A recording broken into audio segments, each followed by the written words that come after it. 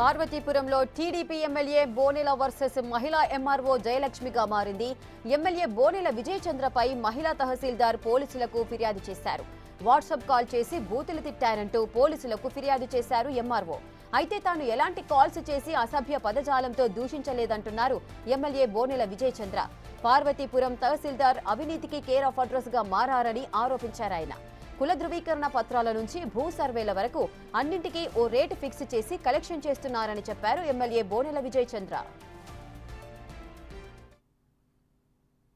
Social media సామాజిక మాధ్యమంలో MRO గారు ఏదో కంప్లైంట్ నేను ఇచ్చినట్లు, నేనేదో ఆమెను తిట్టినట్లు, ఆమె కంప్లైంట్ ఇచ్చినట్లు తెలిసింది. అయితే నేను 2 చోట్ల కూడా కనుక్కోవడం జరిగింది. అయితే అక్కడ కంప్లైంట్ లేదు. బట్ మీడియా వాళ్ళకి ఎప్పుడు కూడా మీరు ఉన్న 4 ఎస్టేట్స్లో మీరు ఒక ఎస్టేట్ కాబట్టి 4 ఎస్టేట్స్ ఖచ్చితంగా మీకు కూడా అసలు విషయం తెలియాలండి.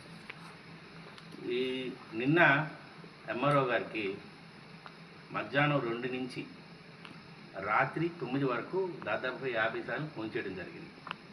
కారణం ఏంటంటే ములగ గ్రామంలో రైతులు ఎవరైతే గత 50 సంవత్సరాల నుంచి వాల్ సాగులో ఉన్న గ్రామంలో రైతులు నా దగ్గరికి రావడం, అది నేను ఆర్డీఓ గారికి పంపించడం, ఆర్డీఓ గారు కూడా ఎంఆర్ఓకి రూటెడ్ చేస్తూ వీళ్ళకి డిజిటల్ సిగ్నేచర్ అయితే పెండింగ్ ఉందో చేయండి అని చెప్పడం జరిగింది. ఈ ప్రాసెస్లో ఈ ములగ వాళ్ళ దగ్గర నుంచి 10 లక్షలు డిమాండ్ చేయడం, ఆ 10 లక్షల్లో ఈ రైతులు 2 లక్షలు ఇవ్వడం కూడా జరిగిందంట. ఈ 10 లక్షల డిమాండ్, ఈ 2 లక్షలు కూడా నాకు చెప్పలా. నేనేమనుకున్నానంటే ఇచ్చిన ఏదైతే ఉందో అది అయిపోయిందేమో అనుకున్నాం. తీరా చూస్తే 2 లక్షలకు కూడా ఆమె తీసుకొని అలాగే ఇంతవరకు పని చేయాల. ఈ విషయం చేద్దామని అడుగుదామని మధ్యాహ్నం నుంచి ట్రై చేస్తున్నాను.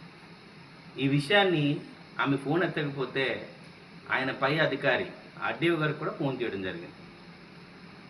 ఆర్డీఓ గారికి ఫోన్ చేసి 50 సార్లు ఫోన్ చేశానండి, మీ ఎంఆర్ఓ ఎందుకు ఇంకా నాకు చేయలేదంటే నేను చేయిస్తానండి అన్న. 10 గంటలకు కూడా ఆయన ఫోన్ చేశారు.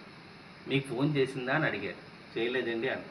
సరే లేదని వాట్సాప్ కాల్ చేసి డబ్బులు ఎందుకు తీసుకున్నారు, ఏం జరుగుతుంది, ఏం ఇంతవరకు చేయలేదని అడిగితే దానికి సమాధానం 39 సెకండ్లు వాట్సాప్ కాల్ మాట్లాడడం జరిగింది అన్నమాట. 39 సెకండ్లు.